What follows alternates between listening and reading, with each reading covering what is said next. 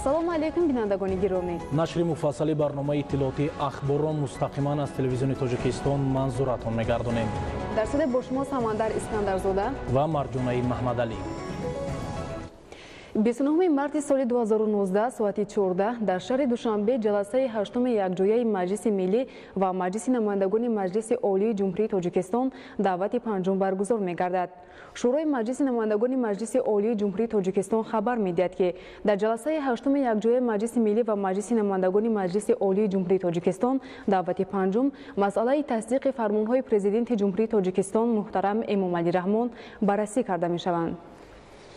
идомаи ахбор. наврӯзи хуҷастапай ба хуҷанди бостонӣ симои тозаю қабои идона мебахшад. сокинон ва аҳли ҷомеаи шаҳри хуҷанд ба истиқболи наврӯзи ҷаҳонӣ бино ба суннатҳои ин ҷашни таърихӣ тадбирҳои сабзу хуррамгардонӣ, ободониву созандагиро бо рӯҳияи болидаю нерӯи тоза вусъат медиҳанд. гузориши Равзали Раҳмон ва Илёси Бобоҷон дар ин хусус. пайки наврӯзӣ ба табиат ба одамон нафаси тозаю ҷонбахш ато мекунад ва бо ободонию тозакориҳо истиқбол гирифтани ин ҷашни фархунда дар давоми сол ба ҳар манзилу макону мавзеъ файзу баракат, зебоию нусрат меоварад. ниҳолҳое ки дар се давраи зимистону аввали баҳор шинонда шуданд, сабзу ба мавзеъҳо хуррамӣ мебахшанд ва гулҳо зебоии тоза ато мекунанд. ниҳолҳои ороишию сӯзанбарг чун сарву санавбару ардаш, ниҳолҳои нодири чун нахлу кастана, дрони испанию ёси ҳиндӣ дар мавсим асосан дар корхонаи давлатӣ кабудизоркунию гулзоркунӣ парвариш карда шуданд. дар мавсим ба мавзеъҳои шаҳр гулҳои садбарг пурра аз ҳисоби муассиса таъмин гардида, калитакҳои нав ба мавсими оянда омода мешаванд. дар гармхонаҳои корхона барои гулзоркунӣ барои якчанд давра гулҳои мавсимӣ беш аз 10 наву ранг парвариш меёбанд. қисми гулҳо барои марҳилаи аввали баҳории гулзоркунӣ тайёр карда шуданд. аҳли муассиса барои якчанд мавзеи шаҳри хуҷанд дар зарфҳои хоса барои сохтани рамзи наврӯзӣ сабзаю гулҳои наврӯзӣ тайёр менамоянд. кормандони корхонаи давлатии кабудизоркунӣ ва гулзоркунӣ дар мавзеъҳои алоҳида гулҳои мавсимӣ мешинонанд. масоҳати гулзоркунии шаҳри хуҷанд дар мавсими имсола васеъ гардида беш аз 150 000 метри мураббаъро ташкил медиҳад. алҳол дар ин мавзеъҳо беш аз 300 000 бех гулҳои садбарг дар нашу намоянд. дар марҳилаи аввали баҳорӣ беш аз 250 000 бех гулҳои мавсимӣ шинонда мешаванд. дар шаҳри хуҷанд гулҳои лола рӯидаанд ки баҳри дар сатҳи баланд баргузор намудани фестивали лола ва таомҳои миллӣ дар рӯзҳои ҷашни наврӯзи ҷаҳонӣ бо дизайни махсус, намудору шукуфта ба ҳар нафар рӯҳии болидаи идона мебахшад. баҳор омад, пайки наврӯзӣ ҳам фаро расид. тоҷикистон хеле зебо шудааст. аз ин ҷумла шаҳри хуҷанд ҳам обод ва зебо гаштааст. аз ин шукуфтанҳо мо ҷавонон низ хеле шодем. дар баробари сабзу хуррамгардонӣ тадбирҳои созандагӣ аз рукнҳои истиқбол аз наврӯзи хуҷаста дар шаҳри хуҷанд аст. оғози муфарши роҳу навсозии шафати роҳи кӯчаю хиёбонҳо, саҳни муассисаҳо, чароғонкунӣ, бунёди иншооти таъиноти гуногуну манзилҳои баланддошонаи истиқоматӣ, маҷмӯаҳои фарҳангию фароғатию роҳи танобӣ бо силсилаи иншооти хизматрасонию инфраструктури сайёҳӣ аз навгониҳо бо лоиҳаҳои ҷолибу тарҳу намуду нақши миллию муосир мебошанд. дар шаҳри хуҷанд роҳи якчанд кӯчаю маҳаллаҳо пурра бо лоиҳаи нав навсозию обод карда мешаванд. аз ҷумла ободонию мунфарши асосӣ, сохтани ҷӯйбору мавзеи кабудизоркунӣ, роҳи пиёдагарди сафолакпӯш ба 5 километр роҳи самти маҳаллаи чашмаи арзана намуди тозаю барои сокинон шароити арзанда фароҳам меоварад. чароғонкунӣ як рукни ободонӣ буда дар кӯчаҳои себзор, хуҷандӣ, аминҷон шукӯҳӣ, соҳили дарёи сир бо истифодаи фурӯзонаку таҷҳизоти равшанидиҳии муосиру светодиодӣ ба ин мавзеъҳо зебоӣ ва рӯшноӣ мебахшанд. бори нахуст дар шаҳри хуҷанд аз болои дарёи сир роҳи танобӣ ба дарозии 1050 метр ва баландии 35 метр сохта мешавад. сохтмони роҳи танобӣ аз 9 ступонҳои иборат буда дар асоси лоиҳа хулосаи геодезӣ, муҳандисӣ, техника, технологӣ асоснок карда шудааст. роҳи танобӣ дорои 47 кабина буда дар як вақт ба 160 нафар хизмат мерасонад. корҳои сохтмонӣ дар ҳамаи қитъаҳои роҳи танобӣ вусъат доранд. дар сохтмон усулҳои хосаи лоиҳавӣ ва масолиҳи сохтмонии хориҷию ватанӣ истифода мешаванд. дар ободонии мавзеъҳои ду истгоҳ ва ҳудуди тарабхонаи Темурмалик санги хорои хуҷанд зебоии хоса мебахшад. роҳи танобӣ ҳудуди маҷмаии фарҳангию таърихии қалъаи хуҷанд ва соҳили рости дарёи сирро ба ҳам мепайвандад. дар самти соҳили чапи роҳи танобӣ тарабхонаи Темурмалик ва дар соҳили рости он маҷмаии хизматрасонии дорои 70 марказу мағозаҳо барои фурӯшу муаррифии маҳсулоти корхонаҳои ватании ҳунармандӣ ва сайёҳӣ бунёд меёбанд. Равзали Раҳмон, Илёс Бобоҷон, шаҳри Хуҷанд, барномаи ахбор. дар ноҳияи дӯстӣ бо пуштибонӣ аз корҳои ободонию созандагии роҳбарияти давлат ва ҳукумати мамлакат сохтмони иншооти таъйиноти гуногун ба нақша гирифта шуда бо маром идома доранд. дар корҳои сохтмонии ҳамаи иншоот бештар мутахассисони маҳаллӣ ба кор ҷалб гардиданд. гузориши Раҳматулло Пирзода. дар ноҳияи дӯстӣ бахшида ба наврӯзи байналмилалӣ, солҳои рушди деҳот, сайёҳӣ ва ҳунарҳои мардумӣ ва ҷашни 30-солагии истиқлолияти давлатии ҷумҳурии Тоҷикистон корҳои созандагию бунёдкорӣ бо маром ҷараён дошта. пас аз мавриди истифода қарор додани иншооти таъйиноти гуногун, шумораи зиёди сокинон бо ҷойи кор таъмин мешаванд. бо мақсади дар сатҳи баланд таҷлил намудани ҷашни 30-солагии истиқлолияти давлатии ҷумҳурии Тоҷикистон дар ноҳияи дӯстӣ нақшаҳои мукаммал таҳризӣ гардиданд. сохтмони дарвозаи асосии даромадгоҳи ноҳия бо суръат ҷараён дорад. мувофиқи иттилои масъулин, маблағи умумии иншоот 778 000 сомониро ташкил намуда, он дар рӯзҳои таҷлил аз наврӯзи байналмилалӣ ба истифода дода хоҳад шуд. дар асоси нақша дар даромадгоҳи ноҳия ба ғайр аз дарвоза ҷои истиқболи меҳмонон низ пешбинӣ гардида 20 нафар сокини маҳаллӣ дар корҳои сохтмонӣ саҳм мегузоранд. ҷиҳати солимгардонӣ ва ҷалби ҷавонон ба тарзи ҳаёти солим дар ноҳияи дӯстӣ тадбирҳои зарурӣ амалӣ мегарданд.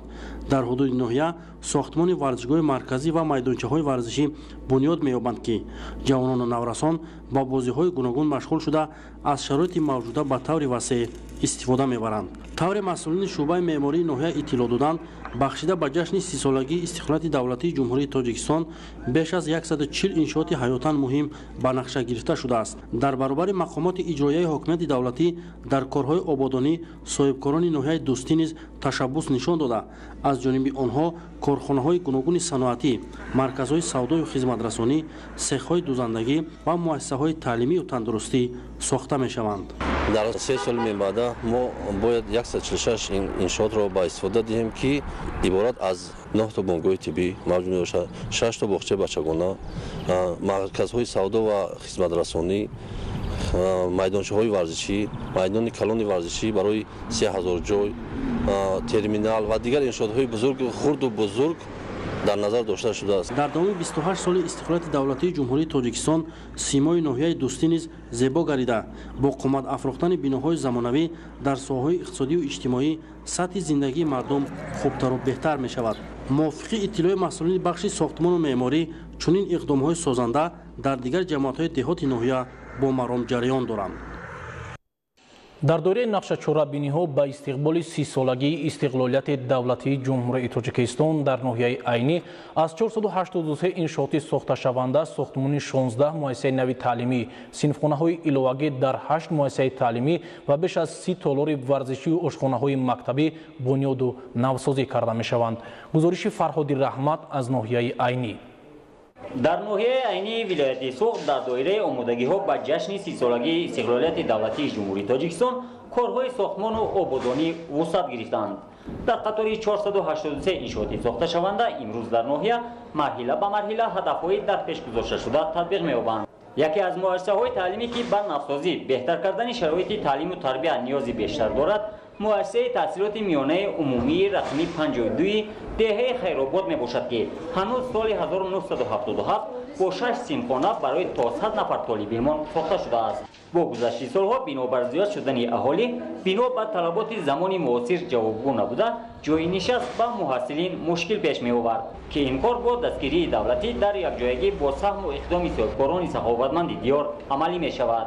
ман соҳибкори даврони истиқлолият тасмим гирифтам бахшида ба 30-солагии истиқлолии давлатии ҷумҳурии Тоҷикистон тибқи супоришҳои дастурҳои пешвои муаззими миллат муҳтарам ҷаноби олӣ ваъда додӣ будам, ки то 30-солагии истиқлолии давлатии ҷумҳурии Тоҷикистон сохтани бинои нави замонӣ дар деҳаи Хайробод ба истифода диҳам. лоиҳаи бино мувофиқ ба мавзеи ҷойгиршавӣ аз ҷониби корхонаи фаръии лоиҳакаши ноҳияи айнӣ таҳия гардида аз 2 ошёна ва 8 синфхонаҳои таълимӣ, ҳуҷраҳои корӣ иборат мебошад ки дар оянда барои 250 нафар хонандагон шароити хуби таълим фароҳам оварда мешавад. сақфи берунии деворҳо сангҳои облицовка ва аз тарафи дурун сангҳои маҳаллӣ истифода барда мешавад. корҳои сохтмониро коргарону мутахассисони ҷамъияти дорои масъулияти маҳдуди Нури Раҳмон ба сомон мерасонанд. аллакай техникаи сохтмонӣ ба кашонидани санг, хандани таҳкурсӣ ва 30 нафар сохтмончиёни маҳаллӣ баҳри бунёди муассисаи нави таълимӣ машғули кор мебошанд. бо дастгирии чунин шахсони саховатманду ватандӯст, онҳое ки маблағи барои ҳаҷ ҷамъ намудаи худро сарфи корҳои ободӣ, беҳбудии рӯзгори мардум, баланд кардани сатҳи таълиму тарбияи насли наврас менамоянд, боиси обод шудани меҳан, ҷалби дигар сӯҳбкорон ба чунин иқдомҳои нег мегардад. тибқи нақша бинои нави таълимӣ соли 2020 мавриди баҳрабардорӣ қарор дода мешавад. санаи 11 ва 12 марти соли ҷорӣ дар барномаи иттилоотии ахбории телевизиони Тоҷикистон оид ба ҳолати ногувори мавзеъҳои истироҳатӣ ва марказҳои хизматрасонии ноҳияи Варзоб гузориш таҳия ва пешниҳод карда шуд. Кормандони сохторҳои марбутаи мақомоти иҷроияи ҳокимияти давлатии ноҳия барои рафъи ҳолати мавҷуда иқдом пеш гирифта, минтақаҳои истироҳатӣ ва ду шафати соҳили дарё аз партов тоза намуданд. тозагии соҳили дарё ва душафати шоҳрои Душанбе Чаноқ аз километри 17 сарҳади ноҳияи Исмоилӣ Сомонӣ то километри 73 сарҳади ноҳияи Айнӣ ба зиммаи ниҳодҳои марбутаи мақомоти иҷроияи ҳокимияти давлатии ноҳияи Варзоб вогузор шудааст. Дар аксияи тозагии соҳил кормандони касбу кори гуногун ва сокинон дастаҷамона соҳили дарё ва мавзеъҳои истироҳатиро аз партовҳо тоза ва бехи дарахтони сояафкани ду шафати шоҳрои Душанбе Чаноқро нарм намуданд.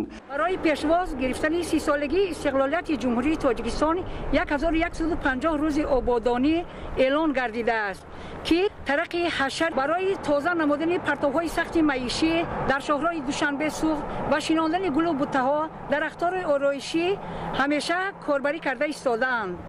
аксияи тозагии соҳил бо ҷалби кормандону сокинон тибқи нақша дар як моҳ 2 маротиба гузаронида мешавад ки ҳадаф пеш аз ҳама баланд бардоштани маърифати экологии сокинону баъзе аз соҳибони минтақаҳои истироҳатӣ ва тозаву озуда нигоҳ доштани муҳити зист мебошад. вале бо сабаби ин ки дар минтақаи мазкур мавсими истироҳат фаро нарасидааст, масъулон соҳибон ва посбононро дар макони истироҳатӣ ва ё хизматрасонӣ намеёбанд ва маҳз ҳамин омил аст ки муҳити атрофи ин минтақаҳои истироҳатӣ саривақт тоза карда намешавад ва иншооти хизматрасонии он таъмир намегардад. барои тозаву обод нигоҳ доштани соҳили дарё душафати шоҳрои Душанбе Чаноқ баробари сокинон, ронандагону мусофирон низ бояд масъулият ҳис кунанд ва партовҳоро на ин ки дар соҳили дарё ва ё шафати роҳҳо, балки дар партовгоҳҳои махсус гузоранд. ғайр аз гузарондани аксияи тозагии соҳил, ҳамзамон тибқи нақша ҳар ҳафта рӯзҳои истироҳатӣ ҳашари дастаҷамона ташкил гардида соҳили дарё, душафати шоҳроҳ ва назди корхонаву муассисаҳо тозаву озода карда мешаванд. дар ноҳия ба истиқболи Наврӯзи байналмилалӣ тадбирҳои ободонӣ, шинонидани ниҳолон ва гулҳои мавсимӣ вусъат дода мешавад. то ин ҷониб дар доираи корҳои ободонӣ дар шафати шоҳроҳ гулҳои баҳорӣ шинонида шуда, дар дигар санд иқдомҳо тибқи нақша амалӣ карда мешаванд. имрӯзҳо дар шаҳри Душанбе ба истиқболи ҷашни Наврӯзи байналмилалӣ аз тарафи сокинон ва кормандони ташкилоту идораҳо баргузории иқдомҳои дастаҷамъона, шинонидани ниҳоли дарахтони ороишию сояафкан ва гулу буттаҳо идома дорад. дар ноҳияи шаҳри нав низ дар рӯзҳои баҳорӣ дар шафати роҳи мошингарди Душанбе сарҳади Узбекистон тариқи ҳашарҳои дастаҷамъона ниҳоли дарахтони ороишию сояафкан мешинонанд. гузориши хабарнигорони мо.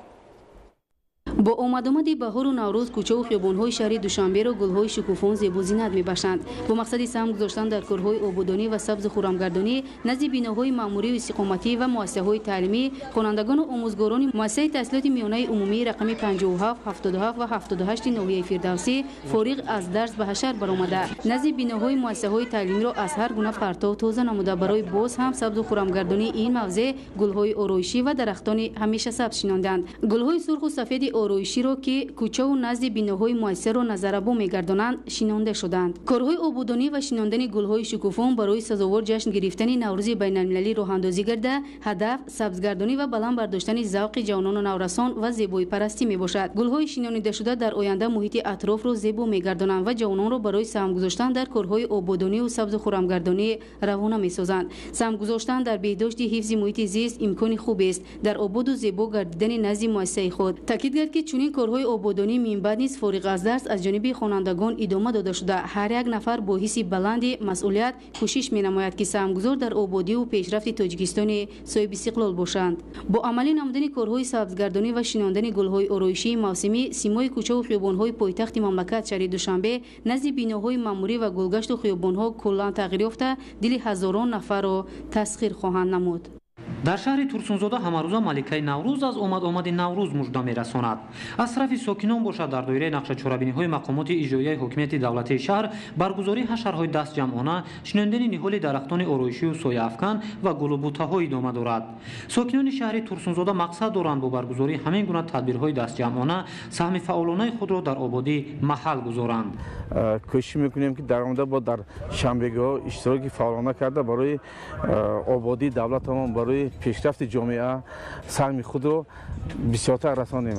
ҳамзамон дар рӯзҳои баҳорӣ бо баргузории аксияи тозагии соҳил шафати дарёву кӯлҳо аз партов тоза карда шуда, ниҳоли дарахтон шинонида мешавад. ҳадаф бар он равона карда шудааст ки то баланд шудани ҳарорат дар шаҳри Турсунзода шафати дарё ба талабот мутобиқ гардонида шавад. дар шаҳри Турсунзода бахшида ба иди Наврӯзи байналмилалӣ аксияи тозагии соҳил идома дорад. инчунин дар 9 ҷамоати деҳоти Қаратоғ ки соҳили дарёи Ширкен ва Қаратоғ мегзарад, сарҷамона аҳолии шаҳри Турсунзода баромада ба аксияи тозагии соҳил иқдоми нек гузоштаанд.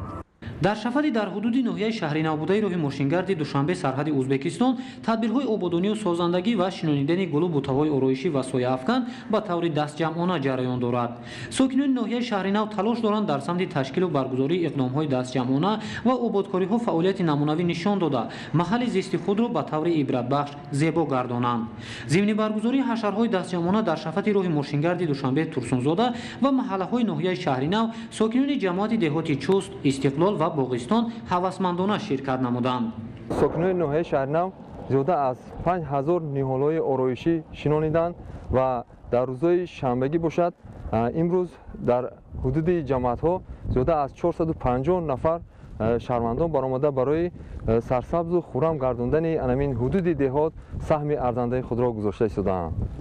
аз тарафи мақомоти иҷроияи маҳаллии ҳокимияти давлатии ноҳияи шаҳри нав дар маркази ноҳия бунёди боғи фарҳанги фароғатӣ идома дорад.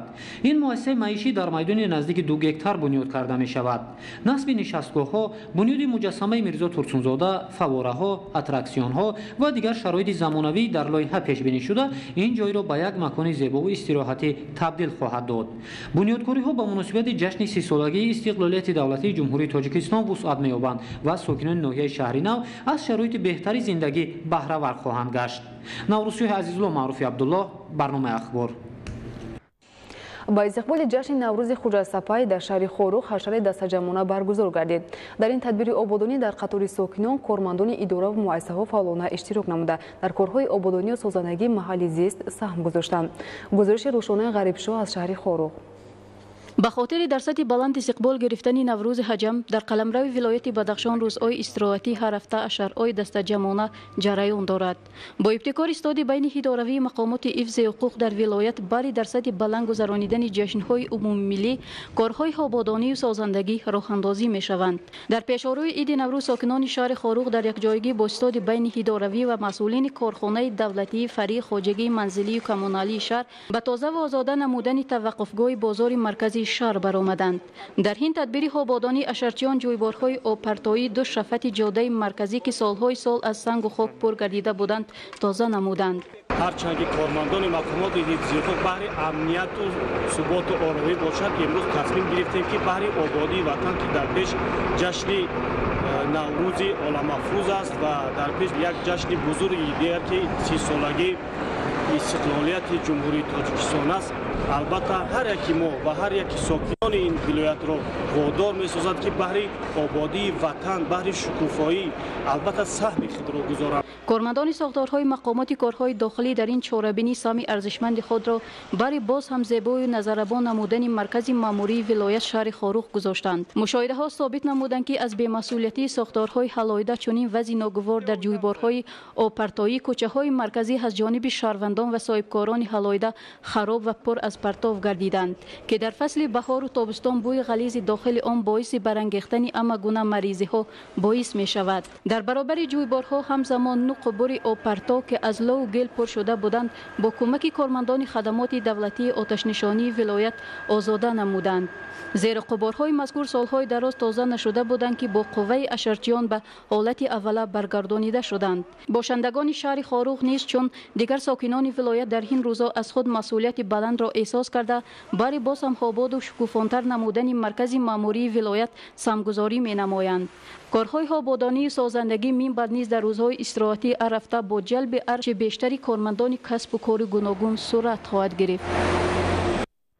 мавзӯи дигар имрӯз дар сарпрокуратураи ҳарбии ҷумҳурии тоҷикистон бо иштироки роҳбарони вазорату идораҳои ҳарбӣ, масъулини вазоратҳои тандурустӣ ва ҳифзи иҷтимоии аҳолӣ, маъриф ва илм, кумитаи кор бо ҷавонон ва варзиш, раисони комиссияҳои давлатии вилоятҳо ва шаҳру ноҳияҳо, комиссарияти ҳарбӣ, намояндаи мақомоти мададгори мудофиа ва прокуророни ҳарбии гарнизонҳо оид ба омодагӣ ба даъвати баҳории ҷавонон ба қувваҳои мусаллаҳи ҷумҳурии тоҷикистон маҷлиси васеъи ҳайати мушовара баргузор шуд. мавриди зикр аст ки дар заминаи пурзор намудани назорати прокурорӣ талаботи қонуни ҷумҳурии тоҷикистон дар бораи ӯҳдадории умумии ҳарбӣ ва хизмати ҳарбӣ иҷро шуда даъвати тирамоҳии соли 2018 аз тарафи комиссияҳои даъват ва комиссариятҳои ҳарбӣ муташаккилона гузаронида шуда ҳамкорӣ байни мақомоти дахлдор бо комиссияҳои даъват беҳтар ба роҳ монда шуд ки дар натиҷа нақшаи даъват пеш аз муҳлат ба анҷом расонида шуд. дар баробари ин санҷишу таҳлилҳои мақомоти прокуратураи ҳарбӣ ошкор намуд ки дар давлати тирамоҳӣ баъзе аз комиссияҳои даъват ва комиссариятҳои ҳарбӣ ба қонунвайронкуниҳо роҳ додаанд ки баҳри пешгирию бартараф кардани онҳо қарорҳои лозима қабул шуданд. идомаи ахбор бо назардошти пешгирӣ аз ҳолати гирифторшавии бемориҳои вируси норасоии масмумияти одам ва гепатитҳои Б ва С ба кодекси маъмурии ҷумҳурии тоҷикистон ва кодекси ҷиноятии ҷумҳурии тоҷикистон тағйиру иловаҳо ворид карда шуда мувофиқи он ҷавобгарии маъмурӣ ва ҷиноӣ пурзур гардид. идомаи мавзӯъ дар гузориши Зулфия Раҳимзода. танҳо дар 3 моҳи аввали соли равон аз ҷониби мутахассисони сарраёсати хадамоти назорати давлатии тандурустӣ ва ҳифзи иҷтимоии аҳолӣ дар вилояти Суғд бо иштироки ҳайати комиссияи босалоҳият 3 маротиба маводи доруворӣ ва молҳои тиббию ороишӣ ба талабот ҷавобгӯ намуда муҳлати истифодабариашон гузашта ва бе сертификати мутобиқат несту нобуд карда шуд ки маҷмуан 678 тонаи 65 килограммро ташкил дод. аз ин миқдор 664 тона маводи муҳлатгузашта тариқи мактуб ба сарраёсат супорида шуданд ва 1 тонаи 460 килограмм тариқи санад барои ғайристандартӣ будан аз дорухонаҳо гирифта шуданд. масъулини сарраёсат оид ба доруворӣ ва молҳои тиббӣ дар моҳи феврал сӯзонида шуда чунин гуфт: санаи 14 марти соли 2018 ки ҳамагӣ 743 номгӯ ба миқдори 47703 адад ба маблағи 989336 сомонӣ вазнаш 56015 килограмм мебошад ки бо таври сӯзонидан несту нобуд дар партовгоҳи шаҳри Хуҷанд бо таври сӯзонидан несту нобуд карда шуд. нишондиҳандаҳо баланд ва миқдори маводи сӯзонида хеле калон. вақти он расидааст ки ширкатҳои доруворидкунанда аз рӯи имону инсоф андеша кунанд, на ба зарари худ фаъолият намоянд ва на саломатии ҷомеаро зери хатар гузоранд, зеро акнун назорат ҷиддӣ ва ҷавобгарӣ дар назди қонун пурзур гардонда шудааст. дар ҷаласаи диҳӣ ки вобаста ба масъалаҳои пурзуршавии ҷавобгарӣ дар маркази вилояти Суғд гузаронда шуд, намояндагони хадамоти назорати давлатии тандурустӣ ва ҳифзи иҷтимоии аҳолӣ ва тамоми кормандони муассисаҳои фарматсевтӣ, табобатию профилактикӣ, дандонпизишкӣ ва хизматрасониҳои маишии тамоми шаҳру ноҳияҳои вилоят иштирок доштанд. таъкид карда шуд ки аз 2 январи соли 2019 дар асоси тағйири иловаҳои ворид гардида нисбати шахсоне ки дар ворид намудан истеҳсол ва ба муомилот баровардани дорувории бесифат қалбакӣ ва ба талабот ҷавобгӯ набуда қонуншиканӣ менамоянд ва боиси расонидани зарари вазнин ба саломатӣ ё мубталои сирояти вируси норасоии масъулияти одам ё марги инсон гардида бошанд бо маҳрум сохтан аз озодӣ ба муҳлати аз 2 то 12 сол ва бо маҳрум кардан аз ҳуқуқи ишғоли мансабҳои муайян ё машғул шудан ба фаъолияти муайян ба муҳлати 5 сол ҷазо дода мешавад. ҳамчунин андозаи ҷарима аз 55 000 сомонӣ то 38 500 сомонӣ муайян карда шудааст. вобаста ба ҳолатҳои пурзушавии ҷавобгарӣ ва фаъолияти минбаъдаи кормандони муассисаҳои дандонпизишкӣ, табобатию профилактикӣ ва хизматрасонии маишӣ суолу ҷавоб сурат гирифт ки дар баланд бардоштани маърифати ҳуқуқии кормандони муассисаҳои фарматсевтӣ, табобатӣ ва хизматрасонии маишӣ мусоидат намуд. баҳсу мунозираҳо зиёдтар шуд, таклифҳо пешниҳод гардид ва он нофаҳмое ки нисбати корбарии он мушкилотое ки доштанд саволҳо ва посухҳои худро гирифтанд ва ин хеле муфиди кор мебошад ва барои дарк намудани масъулияти корбарӣ барои кормандон ва ҳам ба аҳолӣ ин хеле хуб арзёбӣ шуд. бо пурзур намудани ҷавобгарӣ нисбати қонуншиканон акнун ҳар як корманди муассисаҳои фарматсевтӣ, табобатӣ, кошонаҳои ҳузн, сартарошхона ва дигар хизматрасониҳои маишӣ масъулиятро ҳангоми адои вазифа бештар ҳис менамоянд. зеро зиёд кардани ҳам андозаи ҷарима ва ҳам муҳлати маҳрум сохтан аз озодӣ зинаи охирини ҳал кардани камбудиҳои ҷойдошта дар соҳаи тандурустӣ мебошад ва акнун ҳар нафаре ки нисбати фаъолияти касбии худ бемасъулиятӣ ва нисбати солимии ҷомеа бепарвогӣ зоҳир мекунад, дар назди қонун ҷавоб хоҳад дод. маркази назорати давлатии санитарию эпидемиологии шаҳри бохтар ба 111 000 нафар аҳолии шаҳр хизмат расонида, мутахассисонаш давоми соли ҷорӣ дар 229 иншоот санҷишҳои санитарию гигиенӣ гузаронида ба беш аз 770 кило маҳсулоти хӯрокворӣ пассифату муҳлати истеъмолашон гузаштаро дарёфт ва аз муомилот боз доштанд. идомаи мавзӯъ дар гузориши ҳамкоронамон.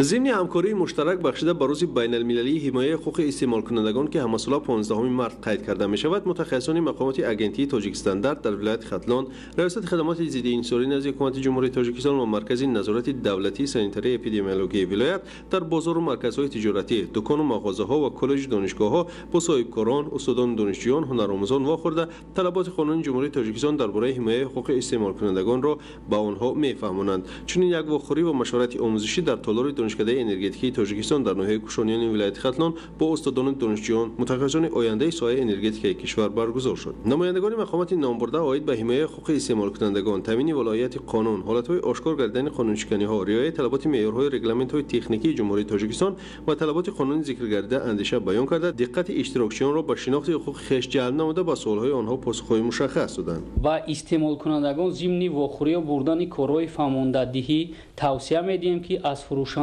یا صاحبکار پیش از همه سرتیفیکات مطابقت صفات محصولات را طلب نمایند، حقوق خود را بشناسند، با تمام‌گذاری محصولات، صنایع برداریش، مهلت استفاده بری، حالت نگهداری محصولات، رنگ، بوی، مزه آن اعتباری جدی دهد. هنگام خرید مال در انتخاب استعمال کننده آزاد است. اگر نقصان مال آشکار گردد، فروشنده آن مال محصولات را حتما باید عوض کند، چپتای خزینوی دهد و استعمال کننده مناسبت و معامله خوش نماید و صفت کار و خدمت رسانیش را زینه به زینه بهتر کند.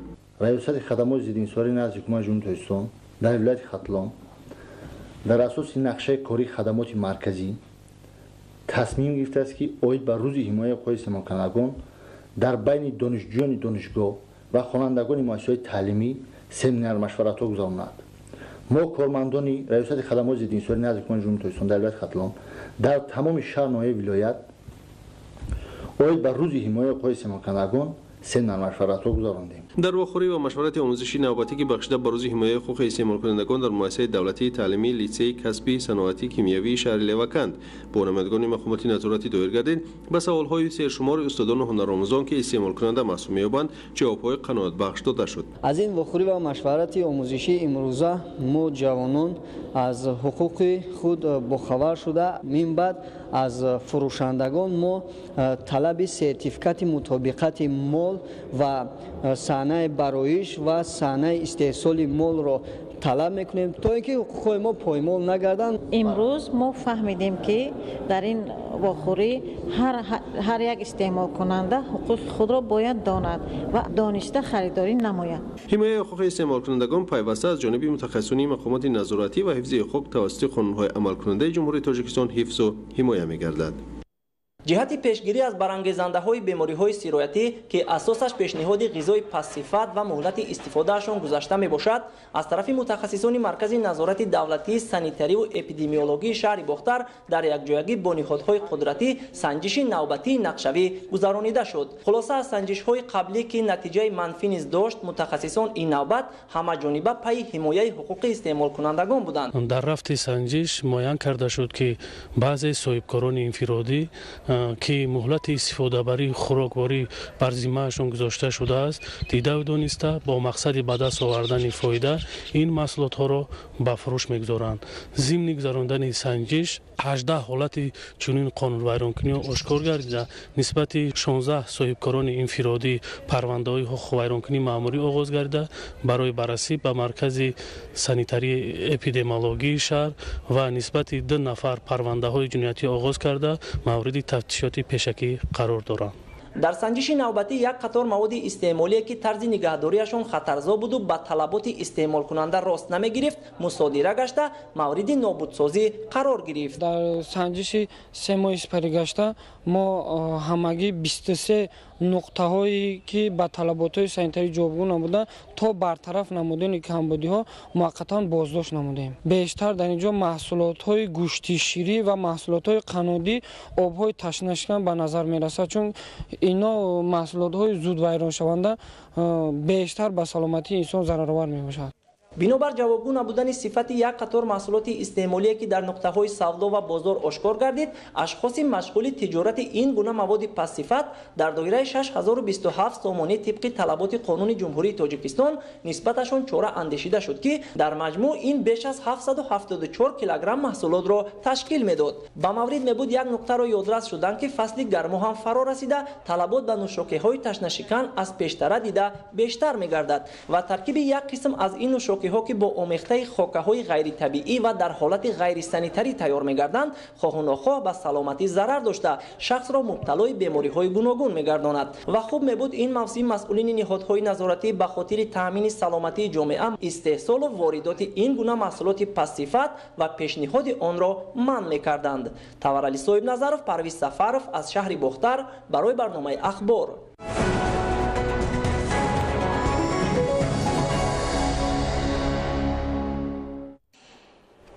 рушди соҳаи тандурустӣ ва фароҳам овардани имконияти мусоид ҷиҳати беҳтарсозии хизматрасонии тиббӣ.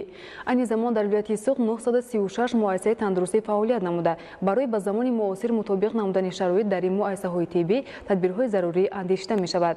гузориши хабарнигорони мо. аз 936 муассисаи тандурустӣ ки дар вилояти Суғд фаъолият менамоянд, масъулон ба нақша гирифтаанд ки то ҷашни 30-солагии истиқлолияти давлатӣ 458 ададашро таъмир, навсозӣ ва ба талаботи замони муосир мутобиқ намоянд. риёсати тандурустии вилоят ва ташкилоту муассисаҳои соҳа дар партави дастуру супоришҳои асосгузори сулҳу ваҳдати миллӣ, пешвои миллат, президенти ҷумҳурии Тоҷикистон муҳтарам Эмомалӣ Раҳмон ҷиҳати рушди соҳа пайваста тадбирҳои мушаххас андешида кӯшиш ба харҷ медиҳанд ки ҳамарӯза сокинони вилоятро бо хизматрасонии босифат ва муосири тиббӣ фаро гирифта бошанд. дар партави сиёсати муваффақонаи роҳбарияти давлат ва ҳукумати ҷумҳурии Тоҷикистон сатҳи хизматрасонии тиббӣ дар шаҳру ноҳия ва деҳоти вилояти Суғд беҳтар карда шуда, инфраструктураи соҳа низ мутобиқ ба талаботи замон гардонида мешавад. соли гузашта таъмири куллии ду шӯъбаи калонро гузарондем. шӯъбаи пӯстузӯравӣ, шӯъбаи эҳёнамоӣ аст ки сатҳу сифати хизматрасонӣ ба аҳолӣ албатта бо хубтар гашт. дар имсола мо ҷаҳд гирифтем ки як маркази бемориҳои касалиҳои сироятӣ ки тои чанд сол рӯи таъмиру надидагӣ буд ва бисёр фарсуда аст, ба як бинои нав ба ҷои дигар кӯчонда, дар он як баъзаи бисёр баланд ихтисоси нисбати бемории сироятиро мо онҷа омода созем. ҷиҳати боз ҳам беҳтар намудани сатҳи хизматрасонӣ ҷавобгарии ҷиноятӣ нисбати қонунвайронкуниҳо ва ҳуқуқвайронкуниҳои маъмурӣ дар самти воридот, истеҳсолот ва муомилоти дорворӣ бесифат, қалбакӣ, ғайристандартӣ ва муҳлати истифодаашон гузашта, иҷрои номатлуби вазифаҳои касбӣ аз ҷониби кормандони соҳаи тиб, вайрон кардани қоидаҳои санитарию гигиенӣ аз тарафи табибони хусусӣ, кормандони кошонаҳои ҳусн, сартарошхонаҳо ва дигар корхонаҳои хизматрасонӣ ки боиси мубталои бемориҳои сироятӣ шудани одамон мегарданд, пурзур карда шуда аз мутахассисони соҳа масъулияти бештарро талаб мекунад. ҳоло дар тамоми шаҳрҳои ноҳияҳои мамлакат таҷҳизотҳои ҳозирзамон гирифта шудааст. Табибон ба ягон таҷҳизотҳои иловагӣ ниёз надоранд ва фақат малакаи дониши худро мо бояд пурзур намоем. ҳамчунин дар вилояти суғд аз ҷониби раёсати тандурустии вилоят ва ниҳодҳои дахлдор бо сабаби ҷавобгӯ набудани баъзе аз иншооти соҳа фаъолияташон муваққатан боздошта шудааст. 29 адад муассисаҳои тандурустӣ бинобар риоя накардани талаботҳои синтетикии ногӣ ва ҷавобгӯ набудан, яъне ки меёне ки номутобиқ гаштани ҳуҷраҳо ва муассисаҳои тандурустӣ фаъолияти онҳо муваққатан то бартараф намудани камбудии ҷойдошта боздошта шудааст. тадбирҳо баҳри он равона карда мешавад ки солимии аҳолӣ таъмин гардида сокинон аз хизматрасонӣ сатҳи баланди тиббӣ баҳравар гардонида шаванд. Самандар Искандарзода, Маҳмад Саиди Камол аз вилояти Суғд барои барномаи иттилоотии ахбор. лоиҳаи беҳтаркунии хизматрасонии тиббӣ ки бо ташаббуси вазорати тандурустӣ ва ҳифзи иҷтимоии аҳолӣ ва ҷалби шарикони рушд давоми 5 сол дар шаҳру ноҳияҳои мамлакат татбиқ гардид, ҷамъбаст шуд. гузориши хабарнигорони мо. шуруъ аз соли 2014 дар ҷумҳурии Тоҷикистон лоиҳаи беҳтаркунии хизматрасонии тиббӣ дар назди вазорати тандурустӣ ва ҳифзи иҷтимоии аҳолии ҷумҳурии Тоҷикистон фаъолият мекунад. Ин лоиҳа бо маблағи зиёда аз $30 миллион давоми 5 сол дар шаҳру ноҳияҳои мамлакат татбиқ карда шуд. бо назардошти ба анҷом расидани муҳлати татбиқи тарҳи мазкур дар доираи як ҳамоиш масъулин аз дастовардҳои ин лоиҳа натиҷагирӣ карданд. гуфта шуд ки ин лоиҳа пеш аз ҳама бо мақсади баланд бардоштани сифат ва дастрасии хизматрасонии тиббию санитарӣ ба аҳолии як қатор ноҳияҳои вилоятҳои Суғду Хатлон ва навоҳии тобеи марказ бо воситаи ба роҳ мондани усулҳои муосири маблағгузории соҳаи тандурустӣ рӯи кор омад. дар давоми татбиқи ин лоиҳа дар 10 шаҳру ноҳияҳо аз ҷумла Деваштич, Спитамин, Масчоҳи вилояти Суғд, Фархор, Данғара, Ёвон, Ҷалолиддини Балхӣ, Қубодиёни вилояти Хатлон, Ишкошими вилояти Мухтори Кӯҳистони Бадахшон ва ноҳияи Файзобод 37 маркази саломатӣ сохта бо навтарин таҷҳизоти соҳавӣ таъмин карда шуданд. илова бар ин дар заминаи лоиҳаи беҳтаркунии хизматрасонии тиббӣ муассисаҳои тиббии ин ноҳияҳо соҳиби нақлиёти соҳавӣ гардиданд ки ин раванд мушкилоти мавҷударо бартараф менамояд. ҳангоми татбиқи лоиҳа аз нишондодҳои сифатӣ ва аз нишондодҳои шуморавӣ ки онҳо бевосита ба беҳтар намудани сатҳи гузаронӣ беҳтар кардани худи камвазнӣ ва инчунин ба қайдгирии занҳои ҳомила ва пешгирии фавти модарон ҳамзамон дар заминаи он ба қайдгирии бемории фишорбаландӣ, бемории диабети қанд бо нишондоди мо боғгузорӣ карда шуда дар натиҷаи боғгузорӣ аз ҷониби хадамот маблағгузорӣ карда мешавад. ҳамин тариқ дар чорабинӣ аз татбиқи пурраи тарҳи мазкур ба иштирокчиён маълумот дода шуд. Абдулҳамиди Назир, Баҳриддини Зоир, Ахбор. олами вуҳуши Тоҷикистон бо ҷонварони нодираш диққати сайёҳонро ба худ ҷалб намудааст. дар ҳамин замина ва тақвияти имкониятҳои сайёҳати экологӣ дар мамнӯгоҳи Бешаи Палангон саршумори гавазни бухороӣ зиёд карда мешавад. гузориши ҳамкорони мо. табиати Тоҷикистон бо гулу гиёҳ, дарахтон ва ҳайвоноти нодираш диққати сайёҳонро ба худ ҷалб намудааст. иқлими мусоид ва мавҷуд будани маконҳои сайёҳӣ ки барои тақвият бахшидани сайёҳати саргузаштӣ ва табиӣ мусоидат менамояд, бояд самаранок истифода шавад. ин аст ки масъулин талош менамоянд то дар ҳудудҳои табиӣ махсус муҳофизатшаванда тадбирҳои экологиро роҳандозӣ намоянд то ҳайвоноти нодир дар ин маконҳо зиёд шавад. дар баробари дигар ҳайвоноти нодир гавазни бухороӣ дар чунин маконҳо дар Тоҷикистон мақоми хоса дорад. ин ҷонвари зебо дар мамнӯгоҳи Бешаи Палангон мавҷуд буда ҷиҳати зиёд намудани саршумори он ва паҳн карданаш ба дигар минтақаҳои сайёҳию мамнӯгоҳҳо به پرورشگاه رامید نیز مقداری از این حیوان نادر وارد کرده شد. نتیجه همین تدبیراندیشی‌ها بود که امروز سرشمار گوزن بخارایی به 374 سر رسانیده شد. موافق مشاهده‌ها افزایش طبیعی گوزن‌های نادر در ممنوعگاه خوب به نظر رسیده، پناهندگی آنها به اکوسیستم ممنوعگاه و منطقه‌های همسرحدی آن مشاهده می‌شود. افزایش سرشمار گوزن بخارایی در منطقه پلوان تاغای ممنوعگاه بشه پلنگان را به افزایش دارد. حالتی از زمستان سال‌های 2018-2019 برآمدن گوزن‌ها در این ممنوعگاه معتدل است. مؤسسه دولتی حدودهای مخصوص محافظت شونده اگنتی خواجگی جنگل نزد حکومت جمهوری تاجیکستان نقشه دارد در ممنوعگاه بشه پلنگان با مقصد حفظ حیوانات نادر و زیاد نمودن سرشمار آنها پرورشگاهی زمانوی تشکیل نماید. این هم در حالی است که افزایش تنها گوزن‌های بخارایی در چنین اکوسیستم‌ها با 400 سر راست می‌آید. در ممنوعگاه در مساحت 24000 گکتار توغیزار موجود است که برای زیاد نمودن حیوانات نادر و مانند گوزن بخارایی، تزروی تاجیکی، غازها و پرنده‌های آبی شرایط مساعد را فراهم آورده است. نتیجه تدبیرهای مؤثر در سمت زیاد نمودن سرشمار پرنده‌های خوشخوان در این ممنوعگاه بود که عین زمان سرشمار آنها با 10738 سر رسیده است. افزایش و بلند برداشتن سهم جنگل در حل مسائل تغییریابی اقلیم، برقرارکنی جنگلزار، پرورش نیال‌های بهترین محلی تاجیکستان، رشد اینفراستراکچور جنگل و در این زمینه مهیا نمودن شرایط برای سیاحان اکولوژی وظیفه اساسی اگنتی خواجگی جنگل محسوب می‌یابد.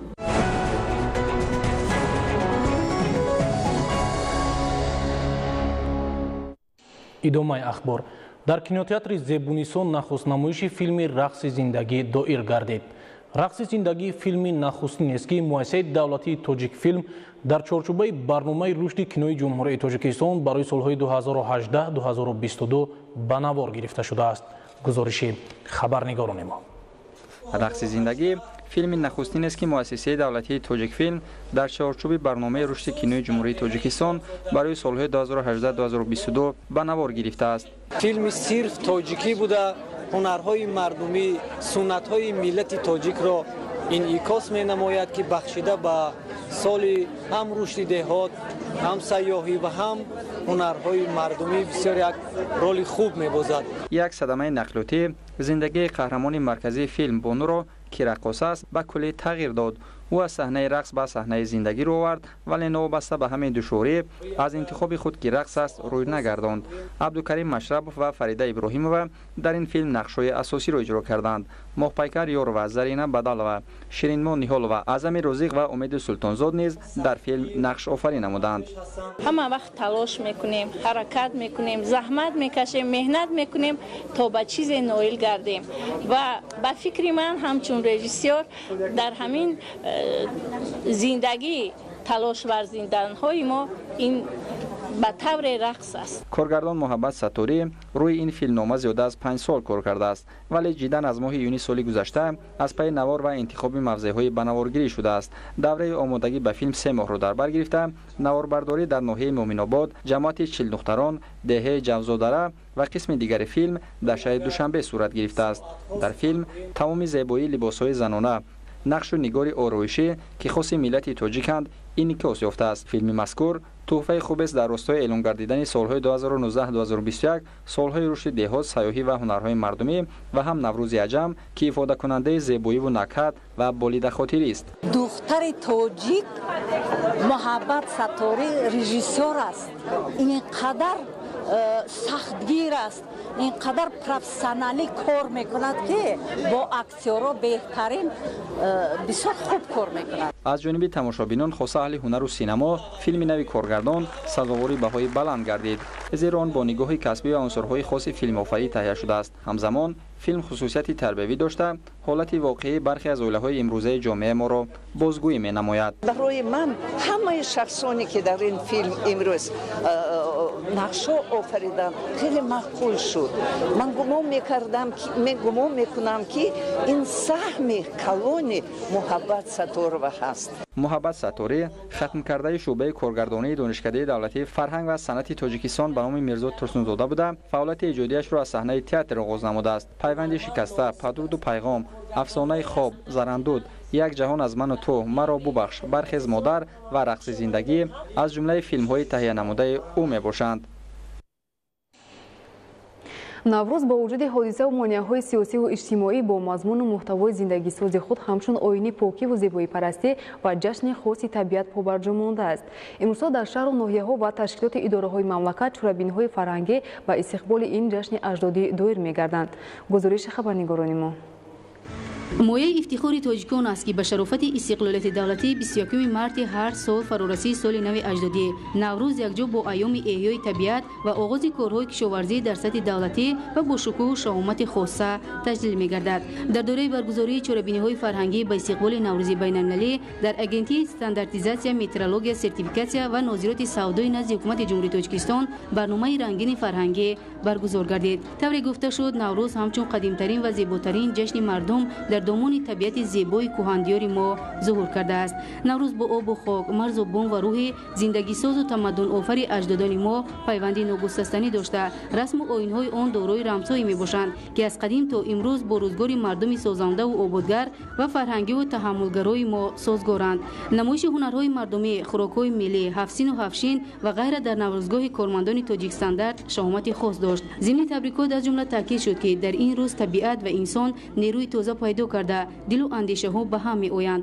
одамон некиву накӯкорӣ ва амалҳои хайру савобро тарғиб месозанд, ки ҳамаи онҳо аз рисолати фарҳанги оламшумули сулҳофар ва ваҳдатгарои халқи мо шаҳодат медиҳанд. тавре аз сиришту таърихи ин ҷашн бармеояд, наврӯз борҳо бо ҳодисаву монеаҳои сиёсиву иҷтимоӣ дучор гардида, бо мазмуну муҳтавои зиндагисози худ ҳамчун оини покиву зебоипарастӣ ва ҷашни хоси табиат побарҷо мондааст. дар ин рӯз ҳамчунин ба беҳтаринҳо ифтихорнома ва тӯҳфаҳои идона тақдим карда шуд. кормандони муассисаи давлатии маркази саломатии шаҳрии рақами 14 низ ҷашни наврӯзро бо риояи расму оинҳояш таҷлил намуданд. ба ин муносибат дар саҳни муассиса хони ҳафтсину ҳафтчин ороста шуда бонувон ҳунари дастии худро ба маъраз гузоштанд. дӯстию бародарӣ ва ба ҳам омадану якдигару шодбош гуфтан аз суннатҳои наврӯзи аҷам маҳсуб меёбад.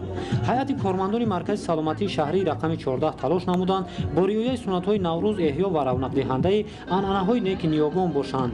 роҳбарияти муассиса бо ёдоварӣ аз таърих таъкид намуд, ки наврӯз аз давраҳои қадим бо ғояҳои башардӯстона аз ҷумла дӯстӣ ва созандагию ободкорӣ мардумро гирди ҳам меорад. ҷашни наврӯз таърихи дерина дошта оини бедориву хушҳолӣ барои инсоният маҳсуб меёбад. посдории анъанаҳои он бошад ба манфиати кулли башарият дониста мешавад. аз ҷониби дигар наврӯз метавонад инсониятро ба сӯи хушбахтӣ ва саодати воқеӣ роҳнамоӣ кунад. иҷрои суннатҳои наврӯз фараҳу хушҳолӣ ва ба барнамудани либосҳои миллӣ ҷашнро дар ин макон хотирмону гуворо намуд. кормандони муассисаи давлатии маркази саломатии шаҳрии рақами 14 талош намуданд бо иҷрои суннатҳои наврӯз онро чун оини хушҳолию хушбахтӣ истиқбол намуда фазилатҳои инсондӯстии онро тарғиб намоянд. ҳамзамон дар доираи иҷрои суннатҳои наврӯз дар маркази саломатии шаҳрии рақами 14 таомҳои миллӣ омодаву пешниҳод гардид. ҷашни байналмилалӣ наврӯз дар донишгоҳи давлатии молия ва иқтисоди тоҷикистон бо тантана таҷлил гардид. дар чорабинӣ ба ин муносибат бахшида шуда тамоми оинҳои наврӯзӣ риоя карда шуд.